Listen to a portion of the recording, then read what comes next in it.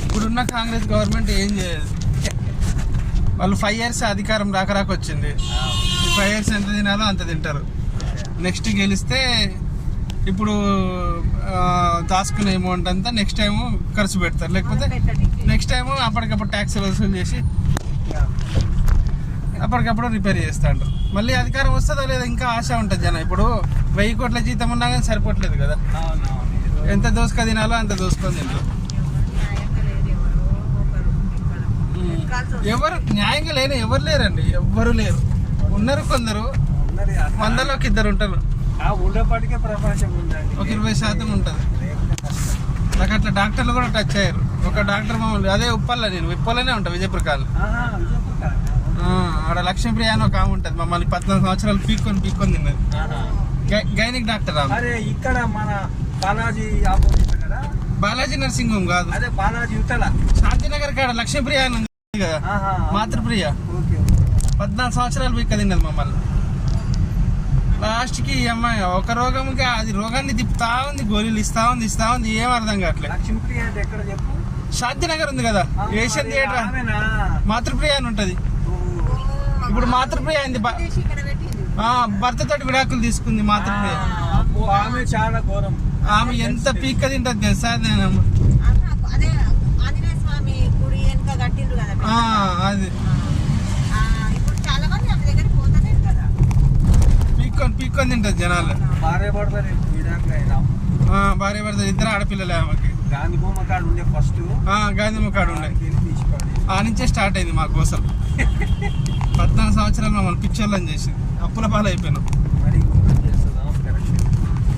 లాస్ట్కి ఇంకొక gynaec doctor దొరికింది రామంతపూర్లో. 100 రూపాయలు తీసుకుంది ఆ మేడం. అసంటోలో 1000 సంవత్సరాలైన బతకాలి అందరం ఆశీర్వాదం.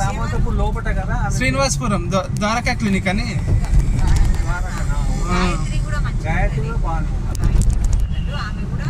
ద్వారకా అయితే ఆమె ఇంట్లోనే ఉంది హాస్పిటల్లో. చాలా మంది వస్తారు. 100 రూపాయల ఫీజు, స్కానింగ్ కూడా ఫ్రీ. టాబ్లెట్ల మీద వచ్చిన కమిషన్ 100 రూపాయలతోటే బతుంది. అంటే అట్లా చాలా మంది వస్తారు. అప్పుడు మీరు న్యాయంగా ఉంటేనే కదా రేపు రోజున దేవుడైనా మిమ్మల్ని చూసేది.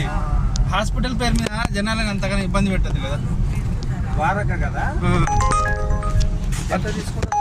100 రూపాయలు 400-500 తీసుకుంటారు. ఆమె న్యాయంగా ఉండాలని చూసి న్యాయంగా అది మెయిన్ పాయింట్. అది అటువంటి వాళ్ళు 4 రోజులు బతకాలని అందరం కోరుకుంటాం.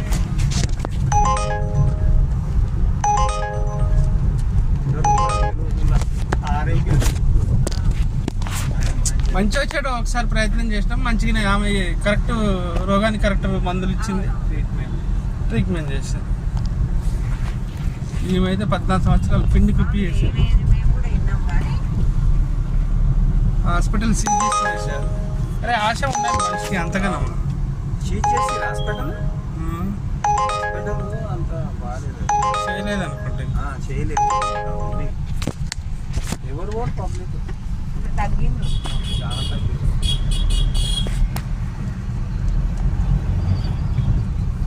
ఎంత చేయాలి ట్రీట్మెంట్, ఎంత చేయాలి అట్నే తీసుకోవాలి. 4 రావాలా వద్దా? ఒక రోగం ఉంటే ఒక రోగం చెప్తారు. అంత గొలుగా దోసుకొని జనాలని. ఏదన్నా ఈ హాస్పిటల్, స్కూల్ ఫ్రీ అయితేనే దేశం బాగుపడుతుంది. ఏం ఫ్రీ అంటే ఫ్రీ అయ్యే అవసరం లేదు మనకి.